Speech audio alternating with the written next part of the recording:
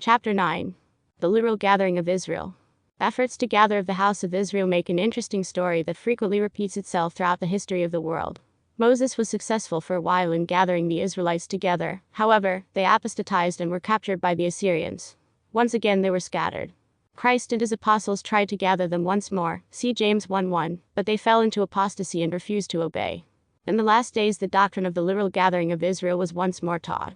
But under the banner of the gospel restoration, they were only partially gathered. Now, due to erroneous admonitions and counsel, the saints generally stay scattered throughout the nations of the world, rather than gathering to the area of the Rocky Mountains. Once again they are in the captivity of Babylon. However, calamities, wars and the judgments of God will again cause Israel to be brought back into a gathered condition, as the prophets have foretold. This final gathering of Israel will be one of the greatest movements of a nation, or nations, that has ever been recorded in the history of mankind. The prophecies included in this chapter clearly depict the scope and importance of the gathering of Israel at all periods of time, but especially the great and final gathering about to take place. Old Testament. It shall come to pass in the last days, that the mountain of the Lord's house shall be established in the top of the mountains, and shall be exalted above the hills, and all nations shall flow unto it. Isa. 2:2, also Micah 4:1. New Testament. And I heard another voice from heaven, saying, Come out of her, my people, that ye be not partakers of her sins, and that ye receive not of her plagues. Reward her even as she reward you, and double unto her double according to her works. In the cup which she hath filled, fill to her double. And in her were found the blood of prophets, and of saints, and of all that were slain upon the earth. Rev. 18:4, 6, 24. Doctrine and Covenants. But behold, in the last days, even now will the Lord is beginning to bring forth a word, and the blade is springing up and is yet tender. Behold, verily I say unto you, the angels are crying unto the Lord day and night, who are ready and waiting to be sent forth to reap down the fields. But the Lord saith unto them, Pluck not up the tares, while the blade is yet tender, for verily your faith is weak, lest you destroy the wheat also. Therefore, let the wheat and the tares grow together until the harvest is fully ripe. Then ye shall first gather out the wheat from among the tares, and after the gathering of the wheat, behold and lo, the tares are bound in bundles, and the field remaineth to be burned. See 86:4-7. Doctrine and Covenants. Therefore, I must gather together my people, according to the parable of the wheat and the tares, that the wheat may be secured in the garners to possess eternal life, and be crowned with celestial glory, when I shall come in the kingdom of my Father to reward every man according as his work shall be. While the tares shall be bound in bundles, and their bands made strong, that they may be burned with unquenchable fire. Therefore, a commandment I give unto all the churches, that they shall continue to gather together unto the places which I have appointed. Nevertheless, as I have said unto you in a former commandment, let not your gathering be in haste, nor by flight, but let all things be prepared before you. Sec. 101:65-68. Millennial Star Editorial. How can Zion be built up, unless the saints gather and build it up? And how can Babylon fall, so long as the saints stay and hold it up? 32:233. Joseph Smith. The time is near when desolation is to cover the earth, and then God will have a place of deliverance in his remnant, and in Zion. Take away the Book of Mormon and the Revelations, and where is our religion? We have none, for without Zion, and a place of deliverance, we must fall. And if we are not sanctified and gather to the places God has appointed, with all our former professions and our great love for the Bible, we must fall. For God will gather out his saints from the Gentiles, and then comes desolation and destruction, and none can escape except the pure in heart who are gathered. TPJS, page 71. Joseph Smith. It is also the concurrent testimony of all the prophets, that this gathering together of all the saints must take place before the Lord comes to take vengeance upon the ungodly and to be glorified and admired by all those who obey the gospel. DHC 4272. Joseph Smith. The prophet Joseph said more than 40 years ago that the latter-day saints would yet be under the protecting wing of the Republic of Mexico, that, familiarly speaking, the Lord and Satan were, as it were, playing a game of checkers. The Lord had one move ahead, and the moves would continue to be made, and we would be got down towards Central America. Then a backward move would be made, and the Lord would sweep the board. Jacob Hamlin the Peacemaker, by Pearson H. Corbett, page 416. Joseph Smith. A terrible revolution will take place in the land of America, such as has never been before, for the land will be literally left without a supreme government, and every species of wickedness will run rampant. Peace will be taken from the earth, and there will be no peace only in the Rocky Mountains. This will cause many hundreds and thousands of the honest in heart to gather there, not because they would be saints, but for safety, and because they would not take up the sword against their neighbor. You will be so numerous that you will be in danger of famine, but not for the want of seed time and harvest, but because of so many to be fed. Many will come with bundles under their arms to escape the calamities, and there will be no escape, except by fleeing to Zion. While the terrible revolution of which I have spoken has been going on, England will be neutral until it becomes so inhuman that she will interfere to stop the shedding of blood. During this time the great white horse will have gathered strength, sending out elders to gather the honest in heart among the pale horse, or people of the United States, to stand by the Constitution of the United States, as it was given by inspiration of God. Peace and safety in the Rocky Mountains will be protected by a cordon band of the white horse and the red horse. White Horse Prophecy, Visions of the Latter Days, compiled by Ogden Kraut, see pages 49 to 54. Joseph Smith. I prophesy that man who tarries after he has an opportunity of going, will be afflicted by the devil. Wars are at hand, we must not delay, but are not required to sacrifice. We ought to have the building up of Zion as our greatest object. When wars come, we shall have to flee to Zion. The cry is to make haste. The last revelation says, "Ye shall not have time to have gone over the earth until these things come." It will come as did the cholera, war, fires and earthquake, one pestilence after another, until the Ancient of Days comes, then judgment will be given to the saints. I saw men hunting the lives of their own sons, and brother murdering brother, women killing their own daughters, and daughters seeking the lives of their mothers. I saw armies arrayed against armies. I saw blood, desolation, fires. The Son of Man has said that the mother shall be against the daughter, and the daughter against the mother. These things are at our doors. They will follow the saints of God from city to city.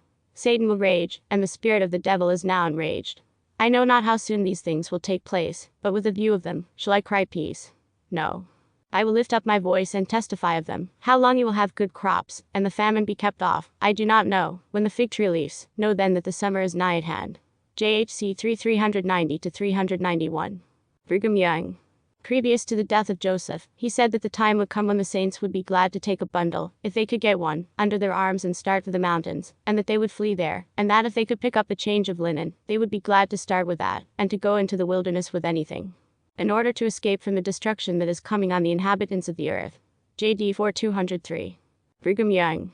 We are gathering the people as fast as we can. We are gathering them to make saints of them and of ourselves. Probably many of them will apostatize, though some will not apostatize until you give them their endowments, and then, if you do not speak out of the right corner of your mouth, they will apostatize, and if you do not laugh out of the right corner of your mouth, they will go. We are gathering a few that will be faithful in the midst of this people, and prepare themselves to be crowned kings and priests unto God. By and by you will see the saints flock together. Will they come merely by 1 or 2 shiploads?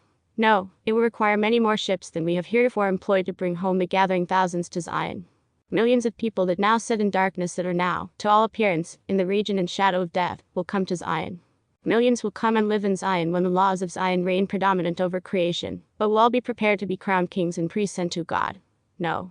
You cannot imagine anything that will not be in Zion, except sin and iniquity, and reviling against God and against his kingdom. All classes of people will come to Zion. Will there be Methodists there? Yes, and they will have the privilege to worship a God without body, parts, and passions, just as they do now, if they choose to. Every person and every community will receive according to the extent of their capacity and ability. Every person then will be blessed, will be filled with joy, will be filled with peace, with light, and intelligence, according to the endowments with which they are endowed. Will all become kings and priests? No, not even all that will embrace the fullness of the gospel. There are millions of people, both among the Christian and heathen nations, that are still in darkness, and exclaiming, "Oh, how glad we would be to have some knowledge of the gospel of salvation." By and by, when the Lord sends forth his servants and his angels to gather them, they will be brought home to Zion, and be taught the peaceable things of the kingdom, and those that abide a celestial law will receive a celestial glory, and those that can abide the next law and order, can abide the glory pertaining to it, and so on.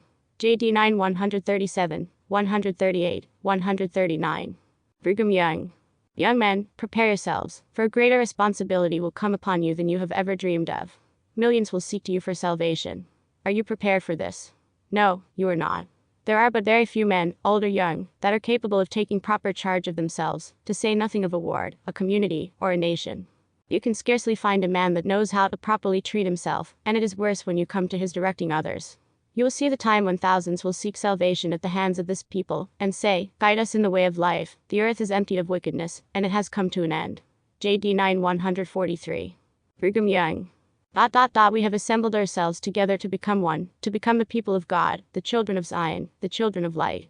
We are here for the express purpose of separating ourselves from the world, and establishing that order of government that we read of in the Holy Scriptures, and we desire to see the glory of Zion upon the earth, that has been spoken of by the prophets of God.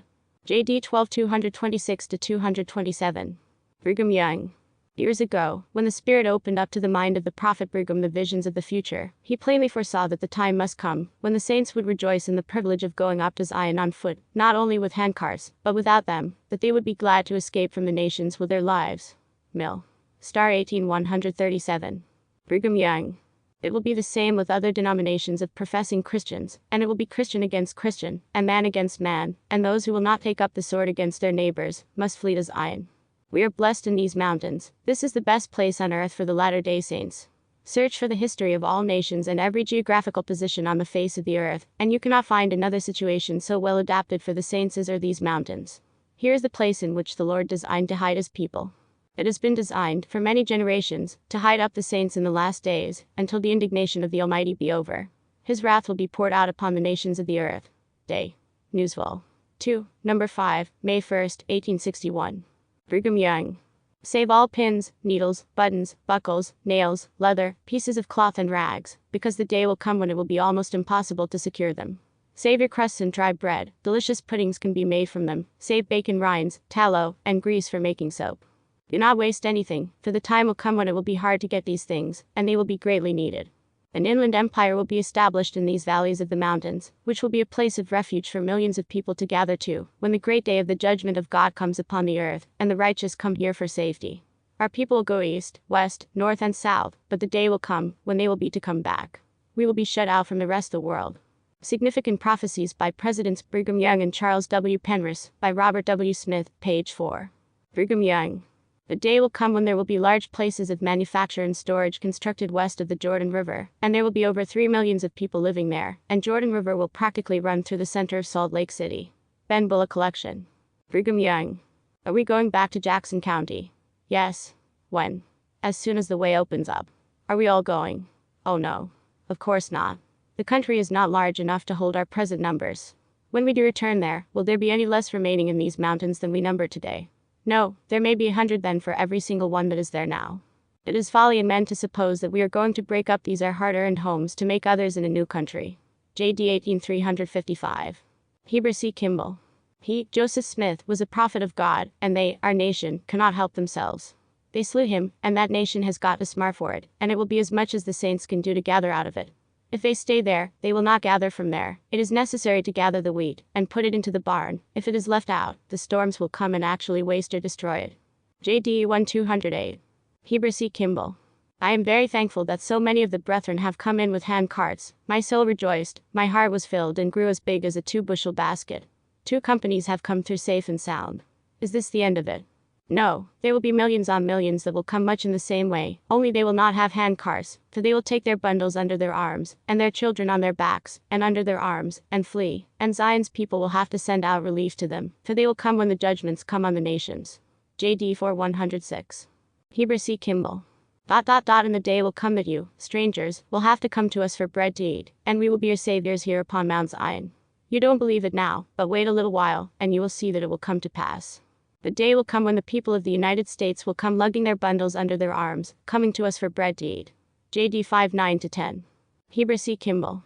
You know that salt will not save meat when it has lost its saving principles, and it is just so with us. When a man sins to that degree that he rejects the truth and the principles of righteousness, he is thenceforth good for nothing, but to be cast out and trodden under foot of men. So it will be eventually in the United States. After the truth is all gathered out, you will find that the rest will be destroyed. I do not mean that the land will be destroyed, but I refer to the wicked inhabitants, and the earth will be emptied, according to the words of the prophet. J.D. 6-185. Orson Pratt.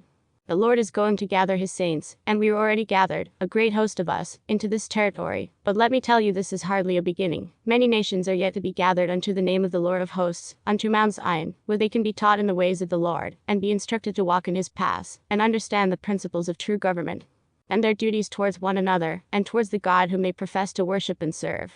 Nations, not a few, are to be gathered, and to go up for that purpose.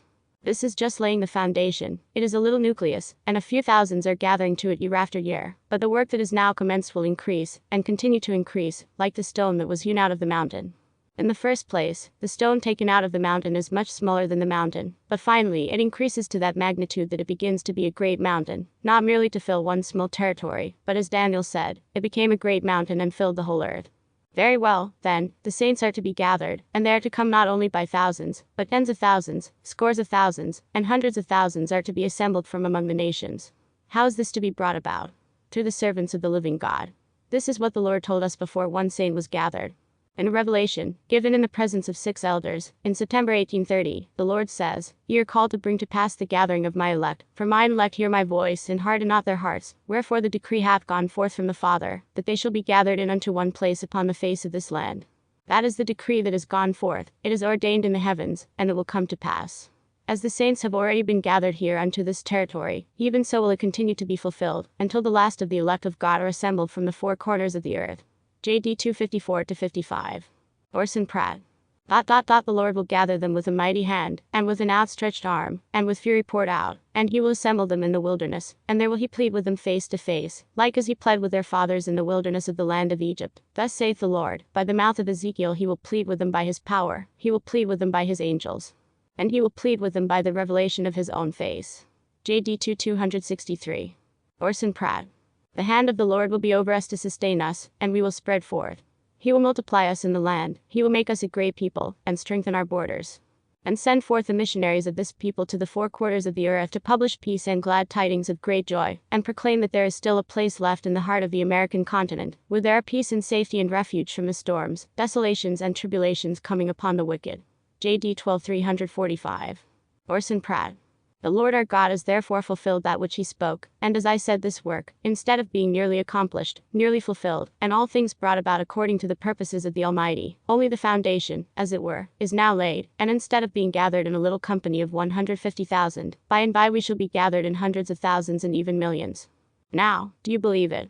I not only believe it, but know it will come to pass just as much as a great many other things which have already been fulfilled, since the promises were uttered and published in this book. I knew they would come to pass, for God has revealed these things to me, and given me a knowledge of them, and I also know concerning the future of this people, as also do a great many of our brethren that have received testimonies concerning these matters. JD 21-135. Orson Pratt. Use every exertion to flee out from the corruptions of the Gentiles, and to obtain for yourselves an everlasting inheritance among the people of God, for the day of the wicked is far spent, their sun will soon go down in the midst of clouds, and thick darkness a long and dreary night awaits them. But upon such as fear the Lord, and keep his commandments, the Sun of Righteousness, and their day will be glorious, and their sun shall no more go down, for God will be unto them an everlasting light, which shall shine for evermore. The Seer, pages 168-169. Wilford Woodruff. As I passed along upon my way east, I saw the road full of people, mostly women, with just what they could carry in bundles on their backs traveling to the mountains on foot. I wondered how they could get through with such a small pack on their back. It was remarkable to me that there were so few men among them. It did not seem to me as though the cars were running. The rails looked rusty and abandoned. Everywhere I went I saw the same scenes of horror, and destruction was everywhere. I suppose this was the end, but no. I was given to understand that the same horrors were being enacted all over the country, east, west, north, south. Prophetic Years, by Anderson, page 54. George Q. Cannon.